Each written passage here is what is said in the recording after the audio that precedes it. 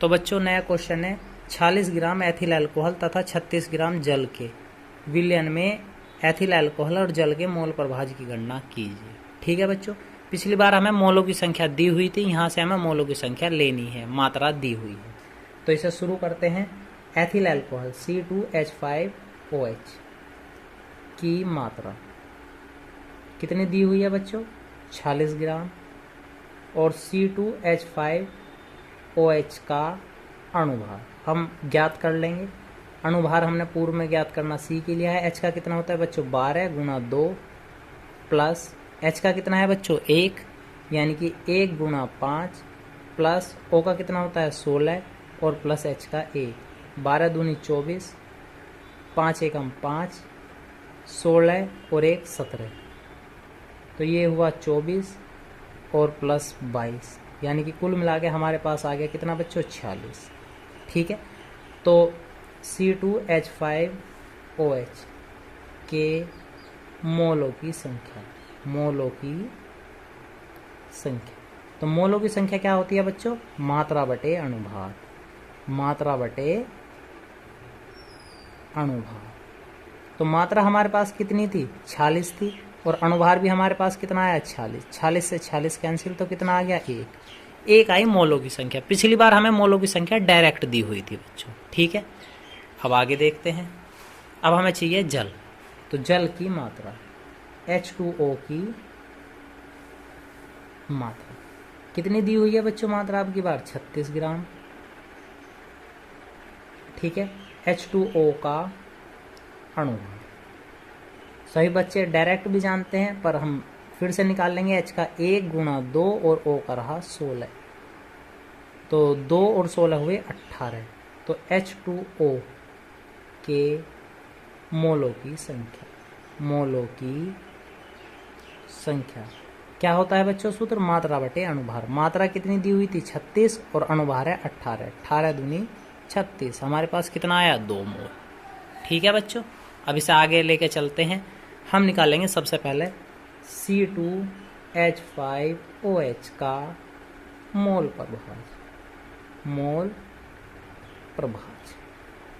तो C2H5OH के मोलों की संख्या बटे C2H5OH के मोलों की संख्या प्लस H2O के मोलों की संख्या।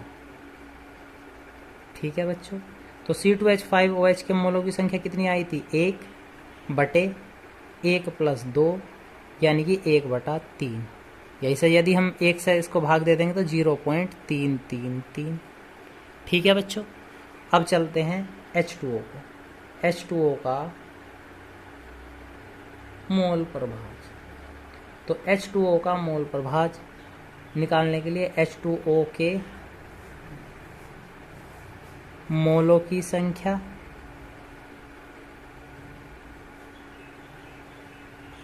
बटे C2H5OH के मोलों की संख्या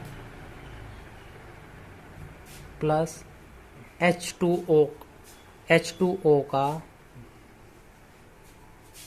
मोल, H2O के मोलों की संख्या। तो H2O के मोलों की संख्या बच्चों कितनी दी हुई है? 2 बटे एथिल अल्कोहल की 1 प्लस 2, यानी कि 2/3। जब हम इसे हल करेंगे भाग देंगे 0.667, यानी कि इस आंसर और इस आंसर, ये 2 आंसर आए हमारे पास, और इन दोनों को जोड़कर हमारे पास योग कितना आ जाता है बच्चों? तो बच्चों जो ये यहाँ से लास्ट पार्ट है, इसकी एक विधि और ये भी हो सकती है भाई। पूर्ण मोल प्रभाज कितना होता है? विलयन का मोल प्रभाज, विलयन का मोल प्रभाज बराबर विलय का मोल प्रभाज प्लस विलायक का मोल प्रभाज। ये सूत्र पढ़ा हमने, विलायक का मोल प्रभाज, है ना बच्चों। हमने नोट में लिखा था पूर्ण विलयन का मोल प्रभाज कितना होता है सदैव 1, और विलय का मोल प्रभाज हमारे पास कितना आया था 0.333, प्लस हमारे पास क्या बचा था विलायक का मोल प्रभाज। यदि हम केवल विलायक का मोल प्रभाज निकाल लें, विलायक का मोल प्रभाज, तो कितना हो जाएगा बच्चों 1 माइनस 0.333 यानी कि 0.667।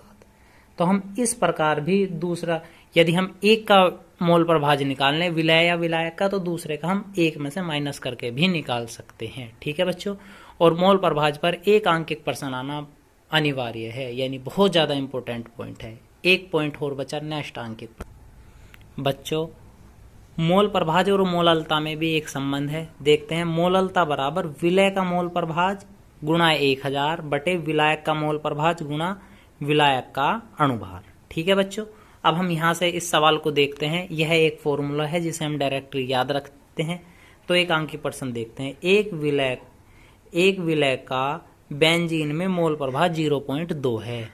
एक विलय का बेंजीन में कितना दिया हुआ है 0.2। विलय की मोललता ज्ञात करनी, तो हमें बेंजीन में मोल प्रभाज दिया हुआ है। ठीक है बच्चों, विलय का, तो विलय क्या है, विलय का मोल प्रभाज है हमारे पास, विलय का मोल प्रभाज, तो यहां से हमारे पास विलय का मोल प्रभाज है 0.2। ठीक है बच्चों, अब हम यहां से किसका निकाल लेंगे विलायक, विलायक का मोल प्रभाज। तो विलायक का मोल प्रभाज क्या हो जाएगा बच्चों, विलयन का मोल प्रभाज, विलयन का मोल प्रभाज माइनस विलय का मोल प्रभाज, विलय का मोल प्रभाज। तो विलयन का मोल प्रभाज कितना है बच्चों, होता है सदैव 1 माइनस विलय का मोल प्रभाज 0.2, यानी कि विलायक का मोल प्रभाज कितना आया बच्चों 0.8।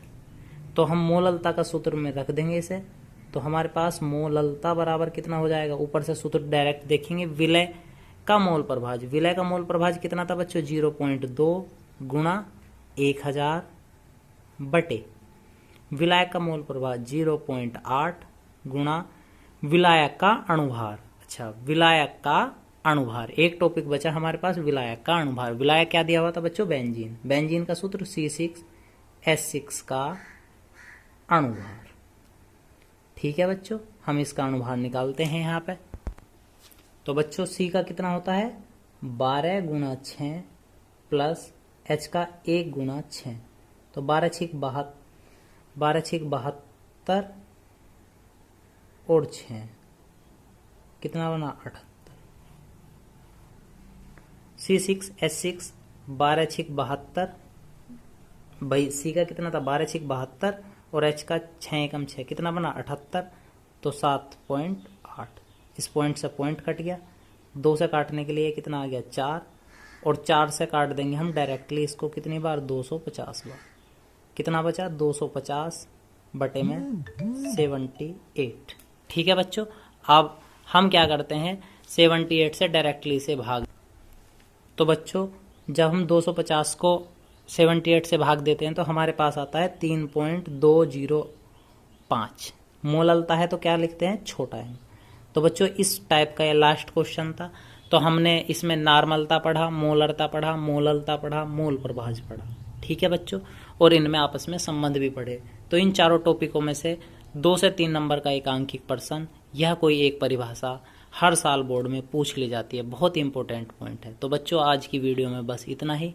आगे की वीडियो में हम प्रासरण और प्रासरण दाब के बारे में पढ़ेंगे, तो आगे की वीडियो देखेंगे बाद में। धन्यवाद।